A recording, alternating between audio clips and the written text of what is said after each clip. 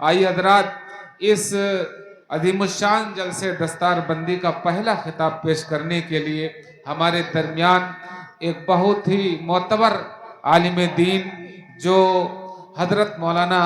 عبدالرشید صاحب القاسمی، جو کہ اسی مدرسہ اسلامیہ کے ایک موقر استاذ ہیں، ان کے داماد حضرت مولانا نجیب الرحمن صاحب مراد آبادی ندوی تشریف رکھتے ہیں۔ میں اس حوالے سے اس عالم دین کو زحمت دینا چاہتا ہوں، ایک مرتبہ مچل کے کہہ دو سبحان اللہ،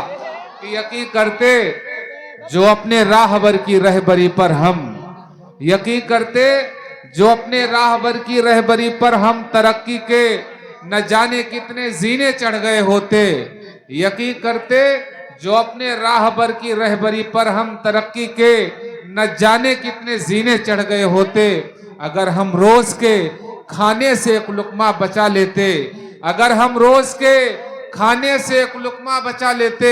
ادا سنت بھی ہوتی اور بچے پڑھ گئے ہوتے۔ میں بہت ہی ادب و احترام سے حضرت مولانا نجیب الرحمن صاحب مراد آبادی ندوی سے گزارش کرتے ہیں کہ حضرت تشریف لائیں اور اس جمع غفیر کو اپنے مخصوص انداز میں اپنے خطاب سے نوازیں۔ السلام علیکم ورحمۃ اللہ وبرکاتہ۔ بسم اللہ الرحمن الرحیم۔ الحمد للہ رب العالمین والعاقبۃ للمتقین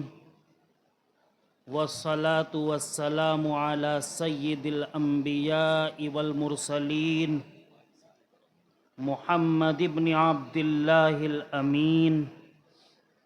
وصلی اللہ تعالی علیہ وعلی آلہ واصحابہ وازواجہ وذریاتہ ومن تبعہم بإحسان الی یوم الدین، اما بعد، فاعوذ باللہ من الشیطان الرجیم، بسم اللہ الرحمن الرحیم۔ الف لام میم، ذالک الکتاب لا ریب فیہ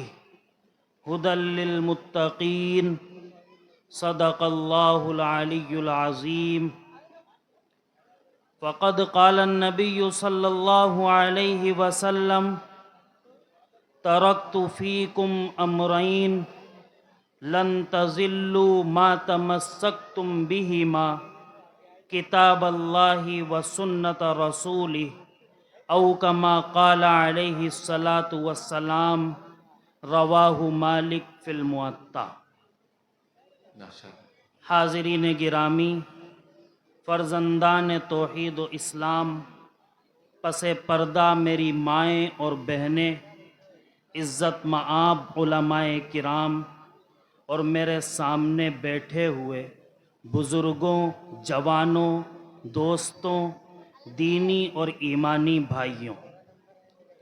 علامہ اقبال نے قرآن کے حوالے سے، یا یوں کہہ لیجئے کہ آج کے زمانے کی نقاشی کرتے ہوئے یوں عرض کیا: آہ کس کی جستجو آوارہ رکھتی ہے تجھے، آہ کس کی جستجو آوارہ رکھتی ہے تجھے، راہ تو، راہرو بھی تو، رہبر بھی تو، منزل بھی تو، کانپتا ہے دل تیرا اندیشہ طوفاں سے کیا، کانپتا ہے دل تیرا اندیشہ طوفاں سے کیا، ناخدا تو، بحر تو، کشتی بھی تو، ساحل بھی تو، بے خبر تو آئینہ گردش ایام ہے، تو زمانے میں خدا کا آخری پیغام ہے۔ حاضرین گرامی، علامہ اقبال کا یہ شعر جو آج کے دور حاضر کے اوپر اپنی حقانیت اور اپنی صداقت کو بیان کرتا ہے، آج کا یہ اجلاس جو قرآن کی مناسبت سے منعقد ہوا ہے، آج کا یہ اجلاس جو ایک مدرسے کے احاطے کے اندر آپ نوجوانان کی طرف سے، آپ اہالیان صدرپور کی جانب سے اور مدرسہ اسلامیہ کی جانب سے منعقد کیا گیا ہے، اس قرآن کی نسبت اس عظیم الشان کتاب کی جانب ہے جس کے اوپر ہمارا ایمان اور یقین ہے کہ یہ اللہ رب العزت کی جانب سے برحق بھیجی ہوئی کتاب،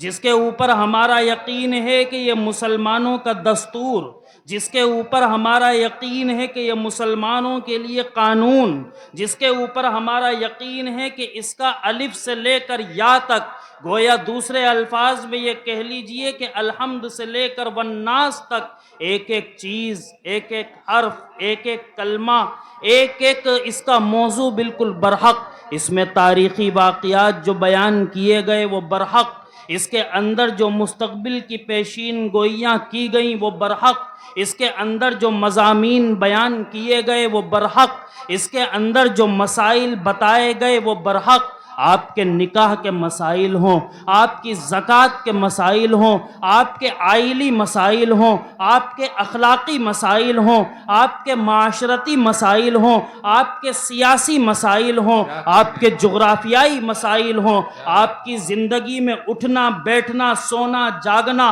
بازاروں میں ٹہلنا، تجارت کرنا، الغرض یہ کہ زندگی کے ہر شعبے سے متعلق جو چیز بھی اس کتاب الہی کے اندر درج کی گئی اور اللہ رب العزت نے اپنے خاص بندے یعنی محمد الرسول اللہ صلی اللہ علیہ وسلم کے اوپر، اپنے سب سے چہیتے پیغمبر کے اوپر، اپنے سب سے چہیتے فرشتے کے ذریعے یعنی حضرت جبرائیل علیہ السلام کے ذریعے، اپنی سب سے معزز اور پاکیزہ زمین کے اندر یعنی مکہ مکرمہ اور مدینہ منورہ کی وادیوں میں جو اللہ رب العزت نے یہ کلام نازل کیا، یہ برحق ہے، 100% برحق ہے، 100% برحق ہے۔ ایک مسلمان کا اس کے اوپر ایمان ہے اور علماء کرام یہاں پر موجود ہیں، ان سے فتویٰ لے لیجئے کہ اگر کوئی قرآن پر ایمان نہ رکھے یا اس کے خدائی کلام ہونے کا انکار کر دے یا اللہ کی جانب سے نازل کردہ کلام ہونے کا انکار کر دے،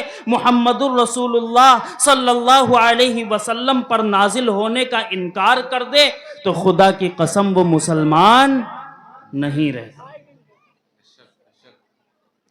آپ غور کیجئے، اس قرآن کو سب برحق مانتے ہیں نا، کسی کو انکار تو نہیں ہے،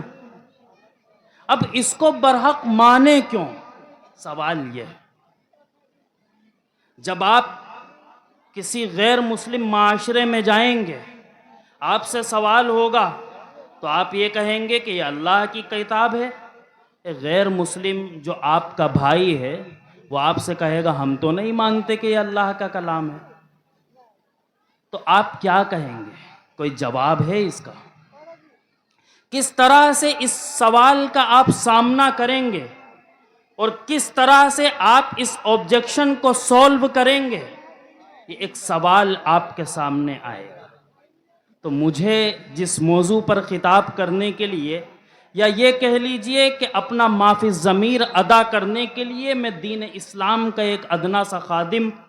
اللہ کی بارگاہ میں یہ دعا گو ہوں کہ اللہ رب العزت مجھ جیسے چھوٹے سے آدمی سے اللہ اپنے دین کی کوئی خدمت لے لے اور میری اس خدمت کو اللہ رب العزت اپنی بارگاہ میں شرف قبولیت سے نواز لے تو میرا بھی بیڑا پار لگ جائے۔ تو مجھے جس عنوان پر بولنے کے لیے کہا گیا ہے وہ یہ ہے کہ قرآن کو سائنس کے ساتھ ایک کمپیریزن کیا جائے، ایک تقابلی مطالعہ کیا جائے، تاکہ جو قرآن کو ہم معجزہ مانتے ہیں، جس قرآن کو ہم اللہ کی جانب سے نازل کردہ کتاب کہتے ہیں اور یہ کہتے ہیں کہ یہ اللہ ہی کی جانب سے ہے اور یہ کہتے ہیں کہ اس کا کوئی جواب نہیں دیا جا سکتا اور یہ کہتے ہیں کہ اس کے مقابلے کی کوئی کتاب دنیا میں موجود نہیں ہے اور یہ کہتے ہیں کہ اس میں دنیا کے سارے مسائل موجود ہیں اور یہ کہتے ہیں کہ جو بھی قیامت تک مسائل پیش آئیں گے سب کا حل اس قرآن مقدس کے اندر موجود ہے، تو آخر اس معجزے کو ثابت کیسے کریں؟ آخر اس قرآن کو ثابت کیسے کریں؟ آخر اس کتاب کو ثابت کیسے کریں کہ یہ اللہ کی کتاب ہے، یہ کلام اللہ ہے، یہ عظیم الشان معجزہ ہے جو اللہ رب العزت نے ہمیں اور آپ کو دیا ہے۔ قرآن مقدس کی ابتدائی آیات تلاوت کیجیے. آپ کو یہ نظر آئے گا جب کوئی مصنف یا کوئی بھی کتاب کا لیکھک یا کوئی بھی آتھر یا کوئی بھی ریسرچر یا کوئی بھی محقق اپنی کوئی تحقیق، اپنی کوئی research, P H D scholars اپنی تھیسز، اسی طرح سے اور بھی جو لوگ اپنے تمام کے تمام ریسرچ پیپرز پیش کرتے ہیں، کوئی کتاب لکھتے ہیں، کوئی مضمون اخبارات میں دیتے ہیں، کوئی آرٹیکل کسی میگزین میں شائع ہونے کے لیے دیتے ہیں، تو اس کے اندر کیا لکھتے ہیں کہ ہم سے غلطی ہو سکتی ہے. براہ کرم اگر کوئی غلطی ہو جائے تو ناشر کو مطلع کر دیں، مصنف کو مطلع کر دیں، کہ تاکہ اس کے اندر جو بھی غلطیاں ہوئی ہیں وہ کتاب کے نئے ایڈیشن میں، اور کتاب کا جب نیا ایڈیشن منظر عام پر آئے تو اس وقت اس غلطی کو سدھارا جا سکے. لیکن قربان جائیے اس عظیم الشان کتاب پر. قرآن مقدس اپنی ابتدائی آیات میں، اے مسلمانوں قرآن کو اٹھاؤ، یہ 611 صفحات پر مشتمل کتاب جو ایک معمولی سی کتاب ہے، اور ایک چھوٹا سا بچہ جس کا وزن اپنے آپ میں اٹھا سکتا ہے اور اٹھا کر کے کئی کلومیٹر دور کو جا سکتا ہے، اس کے پہلے ورق کو پلٹو اور پلٹنے کے بعد سورہ فاتحہ کو پڑھ کر شروع کر دو اور ختم کر دو، اور سورہ بقرہ کو شروع کرو، اور سورہ بقرہ کو جیسے ہی شروع کرو گے تو قرآن مقدس کی آیات کیا کہتی ہوئی نظر آئیں گی؟ الف لام میم. اے مفسرین تم کو یہ چیلنج ہے، اے علماء کرام تم کو یہ چیلنج ہے، اے محدثین تم کو یہ چیلنج ہے کہ تم الف لام میم کا ترجمہ بھی نہیں بتا سکتے. تم قاصر ہو اس بات سے کہ یہ اللہ نے کس بات کی طرف اشارہ کر دیا.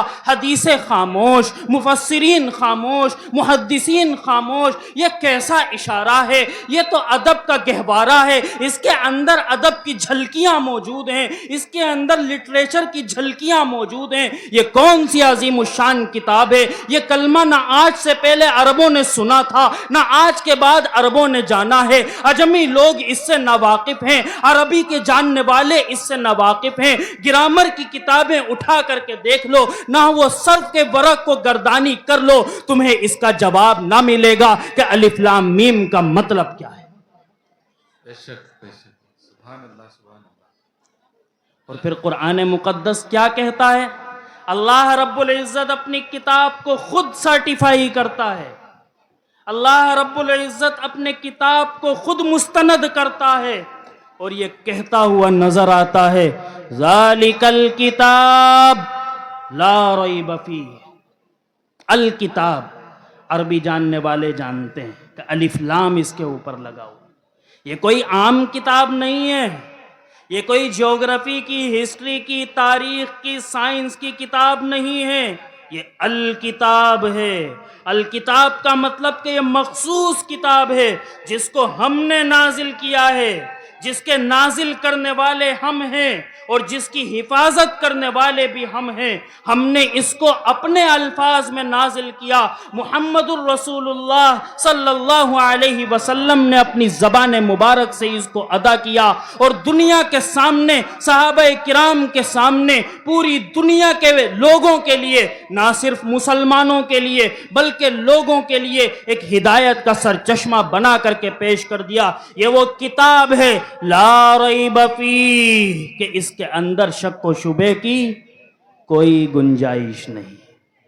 یعنی اس کا الف بھی برحق، اس کا با بھی برحق اور اس کا یا بھی برحق. بتاؤ آج سے پہلے کسی مصنف نے، کسی مؤلف نے، کسی تاریخ کی کتاب کے لکھنے والے نے یا کسی اور موضوع پر تحقیق اور ریسرچ کرنے والے نے اپنی کتاب کو اس طرح سے سرٹیفائی کیا ہے؟ کیا اس سے بھی بڑھ کر کوئی دلیل چاہیے کہ اللہ خود کہے کہ یہ وہ کتاب ہے لا ریب فیہ جس میں کوئی شک و شبہ نہیں ہے. ھدی للمتقین، اور یہ سراپا ہدایت ہے. ہدایت ہی ہدایت ہے. ہدایت کا مطلب ہوتا ہے کہ آپ سڑک پر نکلیں اور کئی جانب راستے کٹتے ہوں، لیکن آپ کو یہ پتا ہو کہ ہمیں جس ٹارگٹ پر جانا ہے، جس منزل پر پہنچنا ہے، اس کا راستہ بالکل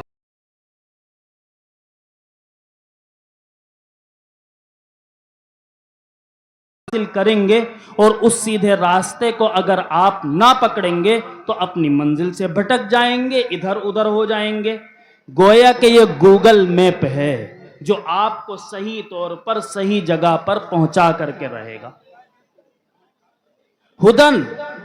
یعنی یہ سراپا ہدایت، اس کا ایک ایک لفظ ہدایت، اس کا ایک ایک حرف ہدایت، اس کے اندر جو انبیاء کے واقعات ہیں وہ ہدایت، اس کے اندر جو قوموں کی بربادیوں کا تذکرہ ہے وہ آنے والی قوموں کے لیے ہدایت، اس کے اندر جو مسائل بیان کیے گئے ہیں وہ عمل کرنے کے لیے ہدایت، اس کے اندر جو پیشین گوئیاں کی گئی ہیں وہ قیامت سے ڈرانے کے لیے ہدایت، اس کے اندر جو آخرت کا تذکرہ ہے وہ جنت و جہنم کے فیصلہ کرنے کے لیے ہدایت، اس کے اندر جو نماز کے طریقے بیان کیے گئے ہیں وہ مسلمان کو مسلمان بنانے کے لیے ہدایت، اس کے اندر جو روزے کی فرضیت بیان کی گئی ہے وہ انسان کو انسان بنانے کے لیے ہدایت، اس میں نبی کو جو آخری نبی بیان کیا گیا ہے وہ ایمان کے کامل کرنے کے لیے ہدایت، اور ہدایت کے لیے تمہیں کیا چاہیے؟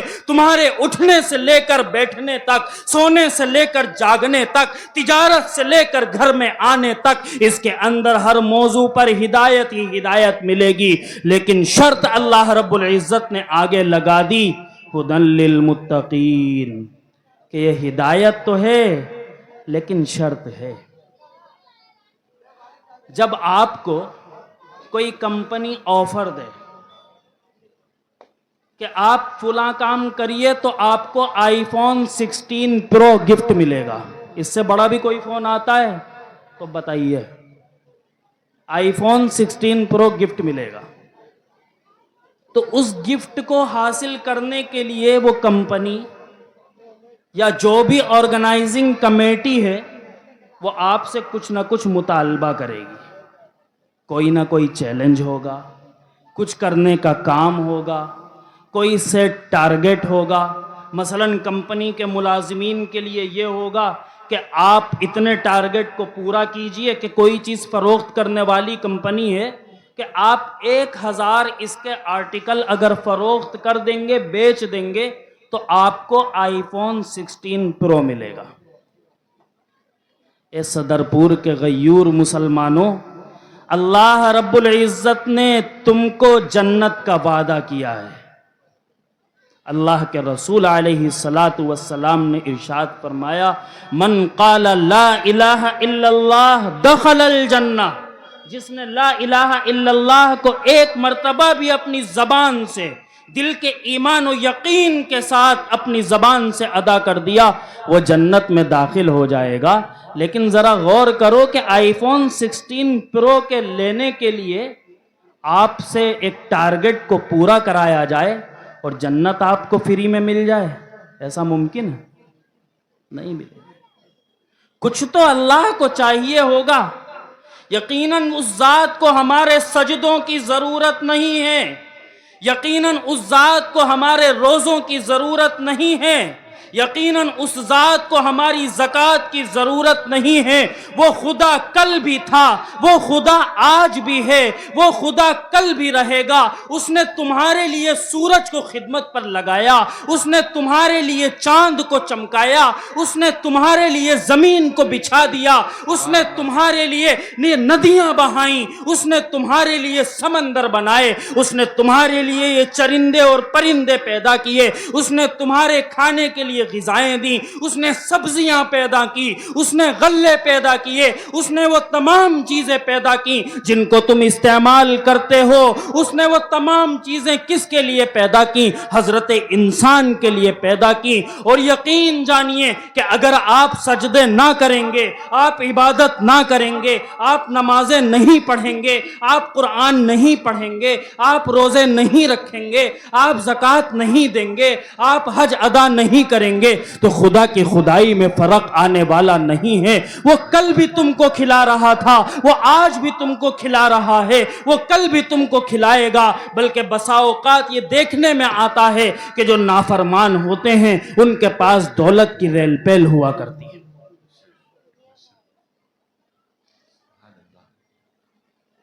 تو قرآن مقدس جو اللہ رب العزت نے ہمیں اور آپ کو، ایک طرف یہ دنیا کی تمام نعمتیں،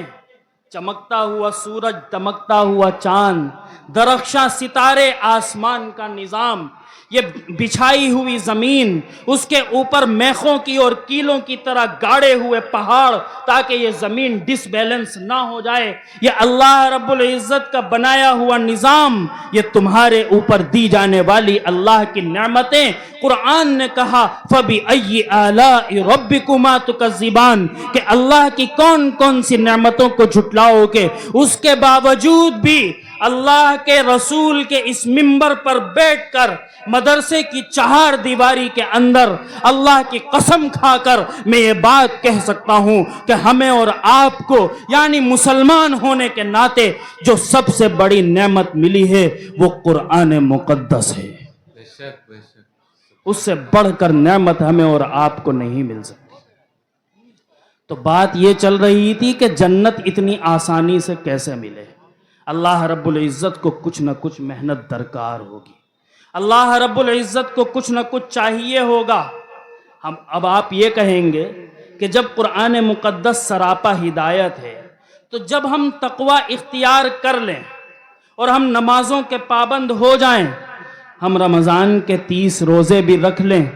سال میں ایک مرتبہ زکوٰۃ بھی دے دیں، اللہ نے مال و دولت دیا ہو تو ہم حج بھی ادا کر لیں، اس کے باوجود بھی جو یہ حالات ہیں، ابھی بہرائچ میں فساد ہوئے، کل سنبھل میں واقعات پیش آئے، فلسطین کے مسلمان نہ جانے ہزاروں کی تعداد میں، پرسوں کی رپورٹ کے مطابق جو غزہ کی جانب سے محکمہ صحت کی جانب سے جو رپورٹ پیش کی گئی اس میں اب تک 44,000 سے زائد لوگ شہید کر دیے گئے، جس میں اکثر بچے اور عورتیں ہیں. تو یہ حالات کیوں آئے؟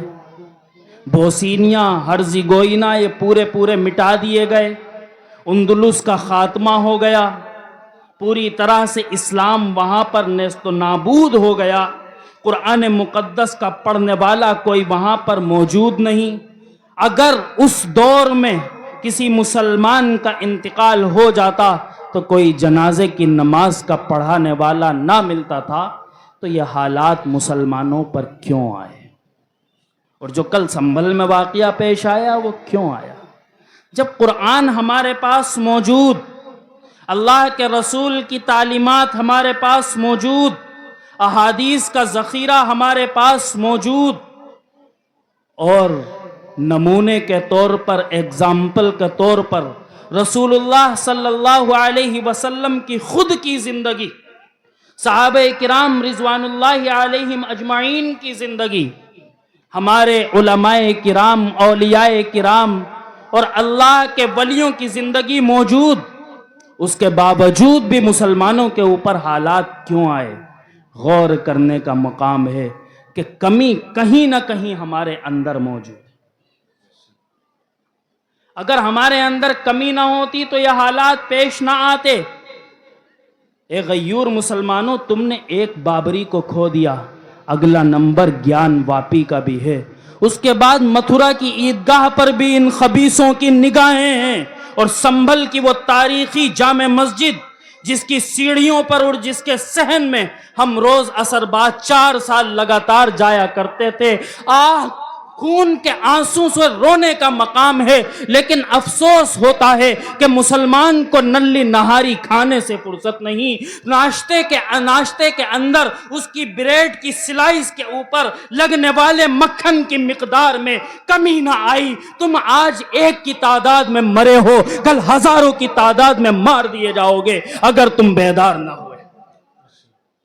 علامہ اقبال نے کہا تھا، نہ سمجھو گے تو مٹ جاؤ گے اے ہندی مسلمانوں، تمہاری داستان تک بھی نہ ہوگی، داستانوں میں تمہیں اس طرح سے ختم کر دیا جائے گا کہ تمہارا وجود پتہ نہیں چلے گا۔ یہ تمام کی تمام باتیں جو موضوع سے ہٹ کر ہیں، لیکن دل کے اندر ایک درد تھا جو درمیان میں یہ بات آ گئی۔ بہرحال موضوع یہ چل رہا تھا کہ اللہ رب العزت کو کیا مطلوب ہے۔ اللہ رب العزت کو مطلوب ہے کیا؟ ہدی للمتقین، آپ کا تقوی۔ اب آپ پوچھیں گے کہ مولوی صاحب یہ تقوی ہوتا کیا ہے؟ یہ کون سی چیز ہے؟ کس چڑیا کا نام ہے؟ کون سی آفت آ گئی کہ یہ تقوی کیا ہے؟ اللہ کے رسول صلی اللہ علیہ وسلم نے ایک موقع پر تقوی کی تعریف کرتے ہوئے یوں ارشاد فرمایا، التقوی ہا ہنا، التقوی ہا ہنا، التقوی ہا ہنا۔ کیا مطلب؟ کہ تقوی نام ہے دل کے حال کا، تقوی نام ہے دل کی نیت کا۔ آپ نمازیں پڑھ لیں، آپ سارے کی ساری عبادتیں کر لیں، لیکن اگر نیت درست نہ ہو تو آپ سب کچھ ہو سکتے ہیں، متقی نہیں ہو سکتے۔ آپ بہنوں کی وراثت میں ان کا حصہ ادا نہ کریں۔ کوئی اگر بھائی زبردست نکل جائے تو بھائی کے حصے کو یرغمال بنا لے، اور بھائیوں اور بہنوں میں اگر اختلاف ہو جائے تو سالوں کی چھٹیاں ہو جائیں، اور پھر اس کے بعد یہ توقع کریں کہ ہم تو متقی ہیں، ہمیں جنت فری میں مل جائے گی۔ آپ چاہے اپنی پوری زندگی 5 وقتہ نمازیں تو کجا،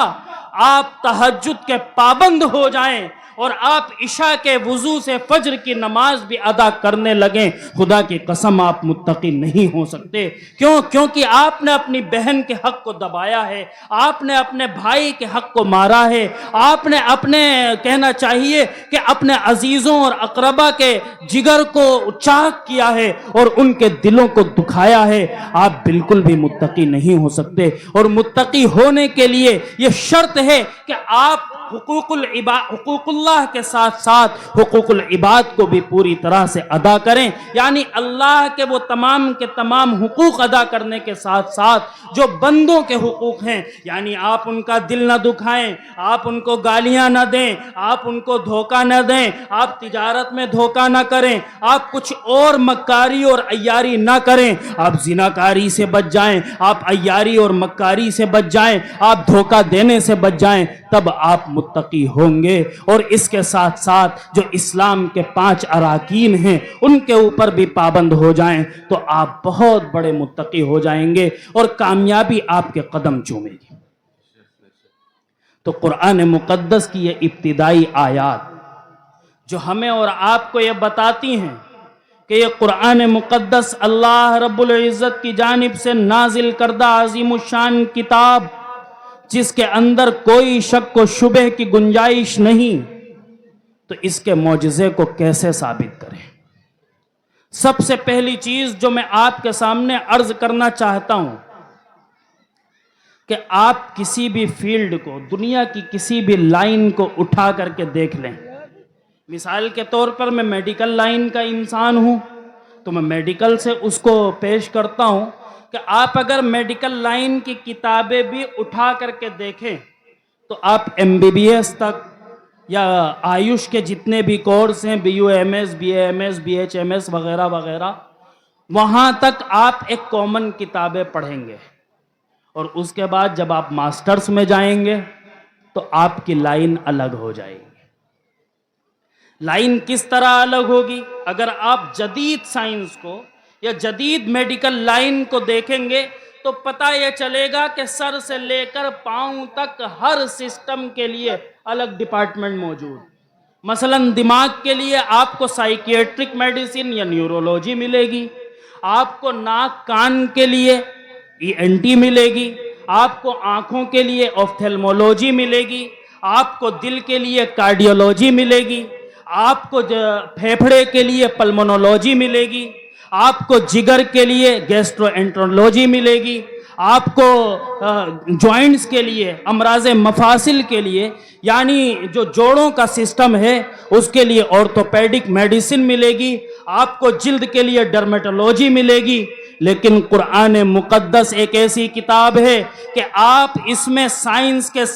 سارے موضوع کو تلاش کرتے ہیں، آپ کو اس میں ڈرمیٹولوجی بھی ملے گی، آپ کو اس میں آرتھوپیڈک بھی ملے گی، آپ کو اس میں سائیکیٹرک بھی ملے گی، آپ کو اس میں نفسانی امراض کا علاج بھی ملے گا، آپ کو اس میں مفاصل کا علاج بھی ملے گا، آپ کو اس میں دنیا کی تمام برانچز کا علاج ملتا ہوا اور دکھتا ہوا نظر آئے گا۔ اور پھر اس کے باوجود بھی ہوتا کیا ہے کہ اگر ENT سرجن ہے اور کسی کے دل میں درد ہو جائے اور وہ اس کے پاس پہنچ جائے تو وہ کیا کہتا ہے؟ نہیں صاحب ہمیں نہیں آتا ہے، ہم ECG بھی ریڈ نہیں کر سکتے، ایکو تو بہت دور کی بات۔ ECG کی جو لائنیں جاتی ہیں ہم اس کو نہیں بتا سکتے کہ دل کے اندر کتنا فالٹ ہے اور دل کی فنکشننگ کتنی ہے، اس کو مائیوکارڈیل انفارکشن ہوا ہے یا انجائنا ہے، ہم نہیں بتا سکتے۔ اور قرآن مقدس ایک چھوٹا سا بچہ جو ابھی تتلا رہا ہوتا ہے،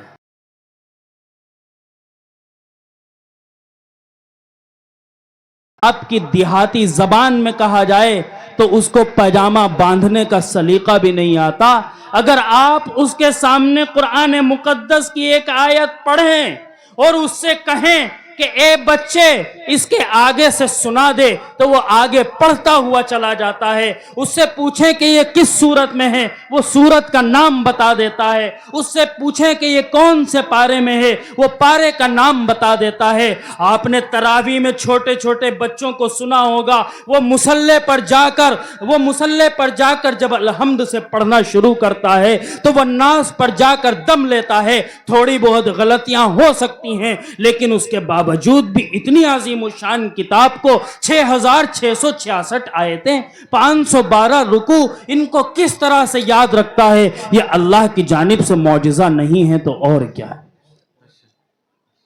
یہی تو وجہ ہے کہ قرآن مقدس آپ کو یہ چیلنج کرتا ہوا نظر آتا ہے، وَإِن كُنتُمْ فِي رَيْبٍ مِّمَّا نَزَّلْنَا عَلَىٰ عَبْدِنَا فَأْتُوا بِسُورَةٍ مِّن مِّثْلِهِ۔ اے لوگو، اے دنیا میں پائے جانے والے باشندوں، اے آدم کی اولادوں، تمہیں چیلنج ہے، کان کھول کر کے سنو، اگر تم اس کتاب کے اندر ذرہ برابر شک میں مبتلا ہو، تمہیں کوئی ڈاؤٹ ہے کہ یہ اللہ کی جانب سے نازل کردہ کلام نہیں ہے جس کو ہم نے اپنے بندے محمد الرسول اللہ صلی اللہ علیہ وسلم پر نازل کیا ہے، اے لوگوں تمہیں چیلنج ہے، فَأْتُوا بِسُورَةٍ مِّن مِّثْلِهِ، کہ تم پورا قرآن چھوڑ دو، تم قرآن کی لمبی لمبی سورتیں چھوڑ دو، تم انا اعطینا کل کوثر کے برابر کی کوئی سورت لا کر دکھاؤ۔ چاہے آپ اس کے لٹریچر کے اعتبار سے دیکھ لیجئے، چاہے اس کے مضامین کے اعتبار سے دیکھ لیجئے، چاہے اس کی عربی کے اعتبار سے دیکھ لیجئے، چاہے اس کے اندر ثقافت کے اعتبار سے دیکھ لیجئے، چاہے اس کی بلاغت کے اعتبار سے دیکھ لیجئے۔ ایک شاعر آپ سے یہ کہے گا کہ قرآن شعر نہیں ہے، ایک ادیب آپ سے یہ کہے گا کہ یہ نثر نہیں ہے، لیکن پھر بھی اس جیسا کلام کوئی پیش کرنے کو تیار نہ ہوگا۔ اور ایسا نہیں ہے کہ کوششیں نہ ہوئی ہوں، کوششیں ہوئی ہیں۔ ایک بہت بڑا عربی کا ادیب جو یہودی تھا وہ گزرا ہے، عبداللہ ابن مقفع، اس کی لکھی ہوئی ایک بڑی مشہور و معروف کتاب ہے کلیلہ و دمنہ،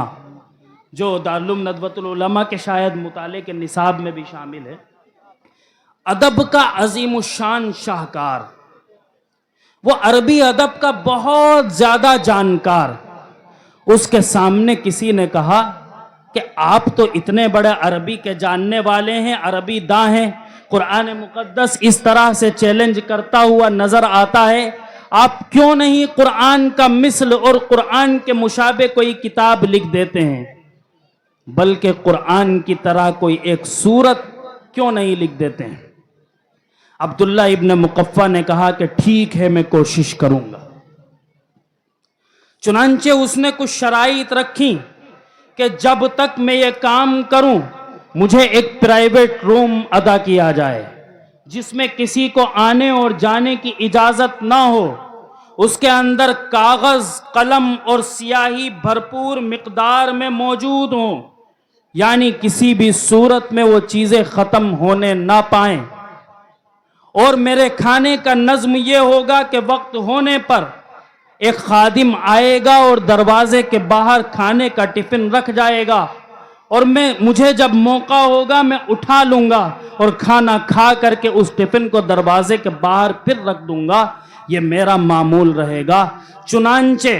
تاریخ کی کتابوں میں یہ واقعہ موجود ہے کہ پورے 1 مہینے کے بعد جب اس کے کمرے کو کھول کر کے دیکھا گیا تو ہزاروں کی تعداد میں قلم ٹوٹے پڑے تھے، لاکھوں کی تعداد میں کاغذ بکھرے پڑے تھے، سیاہی پوری ادھر کی ادھر بکھری ہوئی تھی، جس کی وجہ سے پورا کا پورا کمرہ گندا ہو گیا تھا، لیکن وہ قرآن مقدس کا مثل پیش نہ کر سکا، اور وہ یہ کہنے لگا کہ یہ قرآن اللہ ہی کا کلام ہے، یہ کسی انسان کے بس کی بات نہیں ہے۔ یہ تاریخی حیثیت سے اس کی حقانیت ثابت ہوتی ہے۔ آئیے میں آپ کو 1-2 مثالوں کے ذریعے سے قرآن کی حقانیت کو سائنس کی روشنی میں ثابت کرنے کی کوشش کروں، اور اس کے بعد حضرات علماء کرام کی ایک بہت بڑی فہرست موجود ہے، آپ کے سامنے ان کا وعظ ہوگا اور ان کے واعظانہ کلمات سے آپ محظوظ ہوں گے۔ تو میں بہت ہی مختصر سے وقت میں 2-3 مثالیں آپ کے سامنے پیش کر کے اپنی جگہ لیتا ہوں۔ قرآن مقدس میں سورہ نساء کے اندر ایک آیت ہے،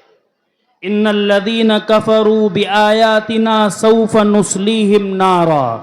کلما نضجت جلودہم بدلناہم جلودا غیرہا لیذوقوا العذاب۔ یقیناً یہ لوگ جو ہماری آیات کا انکار کرتے ہیں، آیات کا مطلب نشانیوں کا مطلب کہ اس کائنات کے اندر اللہ کی جانب سے دی ہوئی تمام کی تمام چیزیں، یعنی سورج، چاند، ستارے، پہاڑ، زمین اور یہ لہلہاتا ہوا سمندر اور دریائیں، آپ کے لیے نکالے ہوئی تمام کے تمام غلے اور میوہ جات اور سبزیاں، اور سمندر کے اندر موجود تمام کی تمام مخلوق، زمین پر چلنے والی، آسمان پر اڑنے والی اور رینگنے والے تمام کے تمام زندہ جانور، اور اس زمین کے اندر موجود تمام کے تمام جمادات، چاہے وہ پتھر ہوں یا کوئی اور چیز، وہ اللہ رب العزت کی نشانیاں ہیں۔ وہ لوگ جو ہماری ان نشانیوں کا انکار کرتے ہیں اور یہ کہتے ہیں کہ سورج کو پیدا کرنے والے ہم نہیں ہیں بلکہ سوریہ دیوتا الگ سے ایک دیوتا ہیں، جو یہ کہتے ہیں کہ چندرما کو پیدا کرنے والے ہم نہیں ہیں بلکہ چندرما دیوتا الگ سے ایک دیوتا ہیں، جو پرتھوی کو اپنی ماتا تصور کرتے ہیں، جو سمندر کو اپنا دیو مانتے ہیں، جو پتھروں کو اپنا معبود مانتے ہیں، کان کھول کر سن لو اے لوگوں، اگر تم نے ہماری آیتوں کا انکار کیا ہے اور ہمارے خدائے برحق ہونے کا، ہمارے اللہ برحق ہونے کا انکار کیا ہے، سوف نصلیہم نارا، ان قریب ہم تم کو گھسیٹ کر آگ کے حوالے کر دیں گے، جہنم کے دہانے پر لے جائیں گے اور جہنم کا نوالا بنا دیں گے، جہنم کے اندر تمہیں ایندھن کی طرح جھونک دیا جائے گا، اور پھر کیا ہوگا؟ کلما نضجت جلودہم، جب ان کی کھال جھلس کر کے جسم سے الگ ہو جائے گی، گوشت سے الگ ہو جائے گی، تو کیا ہوگا؟ بدلناہم جلودا، ہم ان کی جلد کو تبدیل کر دیں گے، اسکن کو بدل دیں گے، کھال کو تبدیل کر دیں گے۔ کیوں بدلیں گے؟ لیذوقوا العذاب، تاکہ عذاب کا مزہ چکھ سکیں، یعنی تکلیف کا اندازہ ہو۔ کیا مطلب یہ نکل کر کے آیا کہ جس میں انسانی کے اندر جو پین ریسپٹرز ہوتے ہیں، یعنی درد کو محسوس کرنے والے جو آلات ہوتے ہیں، وہ نرو سپلائی کے اندر ہوتے ہیں، اور نرو اینڈنگ یعنی نروز جہاں پر ختم ہوتی ہیں، ان جگہوں پر پین کو سینس کرنے والے اللہ رب العزت کی جانب سے آلات بنائے گئے ہیں۔ اگر وہ نروز ڈیمیج ہو جائیں تو انسان کو درد کا احساس نہیں ہوتا۔ یہی وجہ ہے کہ جب کوئی انسان جل جاتا ہے تو اس کو برن وارڈ میں، جس میں بہت اندھیرا ہوتا ہے، اس کے اندر ایڈمٹ کیا جاتا ہے، اور ایڈمٹ کرنے کے بعد جو سب سے پہلا ٹیسٹ ڈاکٹرز کی جانب سے کیا جاتا ہے وہ ہوتا ہے سینسیٹیوٹی ٹیسٹ۔ اس کے اندر کیا ہوتا ہے کہ ایک نڈل لی جاتی ہے، اس نڈل کو لے کر اس جلنے والے کی اسکن پر ٹچ کیا جاتا ہے، یعنی چبھویا جاتا ہے،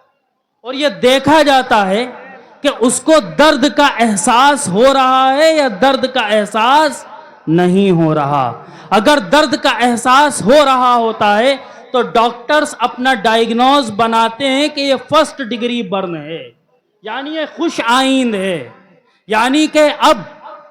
یہ چیز ایسی ہے کہ آپ کو خوشی کا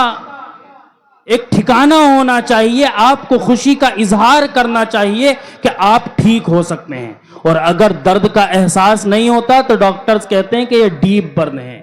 اب اس کا ہوش میں آنا بہت ضروری ہے۔ نتیجہ کیا نکل کر کے آیا کہ اگر کھال پوری طرح سے جھلس جائے گی تو پین ریسپٹرز مردہ ہو جائیں گے، اب درد کا احساس نہیں ہوگا۔ اے مسلمانوں، اللہ رب العزت کافروں کو، یعنی اللہ کی آیات کا انکار کرنے والے کو، اللہ رب العزت یہ احساس دلانا چاہتا ہے، اللہ رب العزت یہ کہنا چاہتا ہے کہ اگر تمہاری کھال ڈیمیج ہو جائے گی تب تو تمہیں درد کا احساس ہی نہ ہوگا، ہم جہنم میں تمہاری کھال کو بار بار تبدیل کریں گے تاکہ تمہیں درد کا پتہ چلتا رہے۔ اور یہ سائنس نے آج پتہ لگایا، قرآن مقدس نے 1450 سال پہلے اس بات کو حقانیت کے ساتھ ثابت کر دیا۔ قرآن مقدس نے زمین کے گول ہونے کو ثابت کیا، قرآن نے سورج کے نکلنے کو ثابت کیا، قرآن نے چاند کی روشنی اپنی نہ ہونے کو ثابت کیا، قرآن نے مادر رحم کے اندر، یعنی ماں کے پیٹ کے اندر ایمبریولوجی کے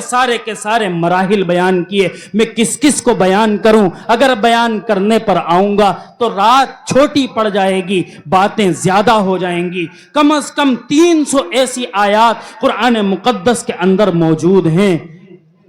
جو سائنس سے بالکل مقابلہ کرتی ہوئی نظر آتی ہیں، یعنی سائنس اور قرآن پوری طرح سے حق ثابت ہوتے ہوئے نظر آتے ہیں۔ تو بتاؤ ان باتوں کو سننے کے بعد تمہارا ایمان بڑھا یا نہیں بڑھا؟ اب اس تقریر کا خلاصہ کیا ہے؟ جو چیزیں میں نے آپ سے کہیں، ایک تو یہ کہ آپ کے ایمان کو تازہ کرنا، کہ تاکہ آپ کا قرآن کے اوپر ایمان بڑھ جائے۔ جب قرآن کے اوپر ایمان بڑھے گا تو رسول اللہ پر ایمان بڑھنا لازمی ہے، اور جب رسول اللہ صلی اللہ علیہ وسلم پر ایمان بڑھے گا تو احادیث کو آپ برحق مانیں گے، اور جب احادیث کو برحق مانیں گے تو صحابہ کرام کی زندگیوں کو اپنائیں گے، اور جب صحابہ کرام کی زندگیوں کو اپنائیں گے تو کامیابی کے راستے پر چلتے چلے جائیں گے اور جنت کے راستے پر چلتے چلے جائیں گے۔ یہ اس تقریر کا خلاصہ ہے تاکہ آپ کا ایمان تازہ ہو جائے۔ اور دوسری چیز اس تقریر کا خلاصے کے طور پر یہ کہ آج کے جو حالات ہیں ان کے ہم ذمہ دار ہیں۔ کیوں؟ کیونکہ قرآن کو ہم نے چھوڑ دیا، نہ تلاوت کرتے ہیں نہ قرآن کے احکامات پر عمل کرتے ہیں۔ ایک بوڑھی عورت تھی، وہ اپنے پیسوں کو چھپا کر کے قرآن میں رکھا کرتی تھی، اس کے گھر میں قرآن کا ایک ہی نسخہ تھا۔ تو اس سے کسی نے کہا کہ اماں جان آپ پیسوں کو قرآن میں کیوں رکھتی ہیں؟ تو اس نے کہا کہ سب سے زیادہ سیف تجوری ہی یہی ہے، کیونکہ قرآن کو میرے علاوہ کوئی کھول کر دیکھتا ہی نہیں۔ بتائیے یہ سوچنے کا مقام ہے کہ نہیں؟ سیفسٹ تجوری